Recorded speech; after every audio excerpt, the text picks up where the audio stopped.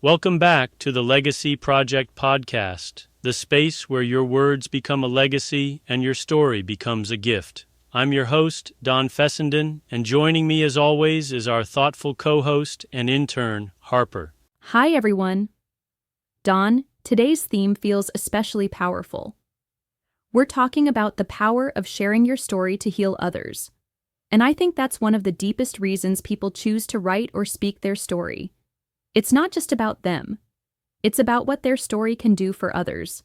Exactly. Your story isn't just a record of your life, it's a lifeline. When we share truthfully about what we've been through, whether it's grief, illness, failure, or growth, we create bridges. Bridges that let others cross over from isolation to belonging, from despair to hope, from silence to courage.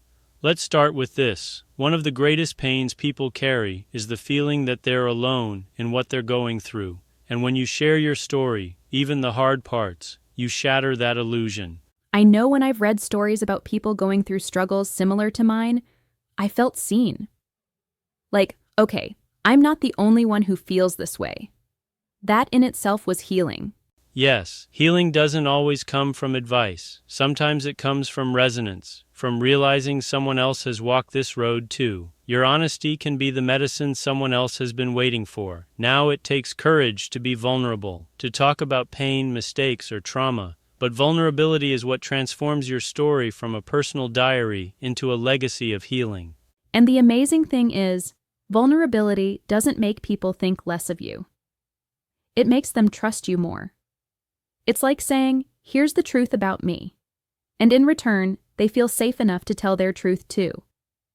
That's right. Vulnerability invites vulnerability, and that's how healing communities are built. One person shares, another responds, and the ripple keeps spreading. The healing power of your story doesn't stop with one person. It ripples outward. When your words give someone strength, they carry that strength into their own circles, into their family, their friendships, their work.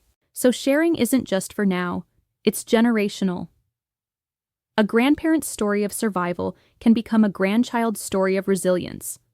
A teacher's story of failure and perseverance can become a student's story of determination. Exactly. When you tell your story, you're not just healing yourself or even your immediate listeners, you're setting healing in motion for years to come. Now there's an important part to this, sharing with care. When you write or speak your story, think about how to be honest and compassionate. Avoid pointing fingers or reopening wounds unnecessarily. The focus isn't on reliving the pain, it's on highlighting the lessons, the strength, the growth that came from it.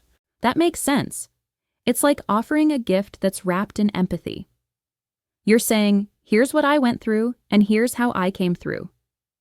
Yes, healing stories don't deny the hurt, they acknowledge it, and then they point to the light. So today, I invite you to ask yourself, what part of my story could bring healing if I shared it? Maybe it's a moment of loss. Maybe it's a battle you fought silently. Maybe it's a lesson you had to learn the hard way. When you share with honesty and compassion, your words become more than memory. They become medicine. That's such a beautiful way to put it, Don. Your story can be someone else's survival guide, someone else's reminder that healing is possible.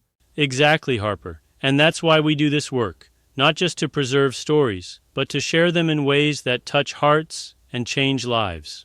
If you want help starting this journey, my book, The Legacy Project, A Guide to Sharing Your Story, offers prompts and practices to help you write with honesty, reflection, and courage. This is the Legacy Project podcast. Keep writing, keep sharing, and as always, keep leaving your mark.